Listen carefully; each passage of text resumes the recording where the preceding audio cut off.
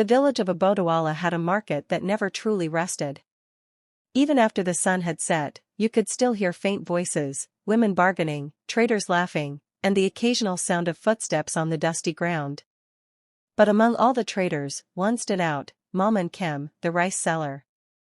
For over 40 years, Mom and Kem had sold rice at the same spot near the big mango tree. Her rice was the best, clean, white, and always fresh. She knew every customer by name and often gave extra handfuls to those who couldn't afford a full measure. Then one rainy season, Mom and Kem passed away in her sleep. Her children, who had moved to the city long ago, returned briefly for her burial but never looked back. The villagers mourned her, and the market felt empty without her warm laughter. But weeks later, something strange happened. People started whispering that Mom and Kem was still in the market. Some said they saw her sitting on her usual stool, measuring rice into old tin cups.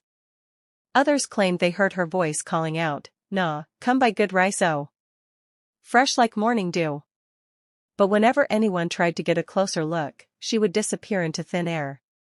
At first, the villagers dismissed it as imagination. But the rumors refused to die. Even the bravest traders avoided Mom and Kem's old spot at night.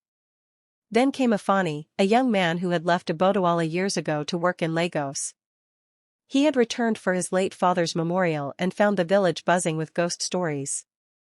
"This is nonsense," Ifeanyi scoffed. "The dead do not sell rice." His old friend Chibuzo, a fisherman, warned him, "My brother, go to the market at night and see for yourself." Curious, Ifeanyi decided to investigate. One evening, as the market quieted down, he hid behind a pile of yam tubers near Mom and Kem's old stall. The night air was thick, carrying the scent of fried plantains and burning firewood. Then, he heard it. A rustling sound. Then the familiar voice, gentle, patient, and slightly hoarse from years of calling out in the market. "Come buy rice, my children. Good rice. Clean rice." Ifeanyi's heart pounded. He peeked from his hiding place. Under the dim moonlight, he saw a shadowy figure hunched over a tray of rice.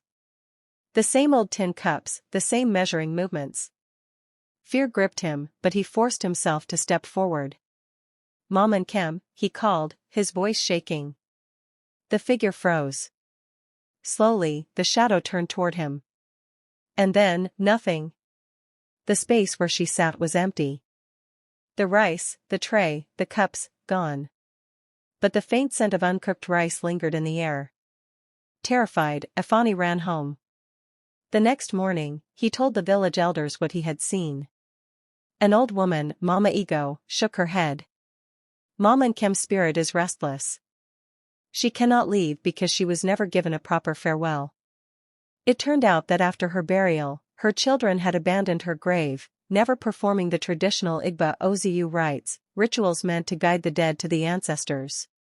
The villagers decided to do what her family had neglected. They gathered at her grave, offered prayers, and poured libations. They sang songs of farewell, asking her spirit to rest. From that night onward, Mom and Kem was never seen again in the market. But even years later, old traders swore that, sometimes, when the wind blew just right, you could still hear a faint voice whispering, "Good rice oh. Fresh like morning dew."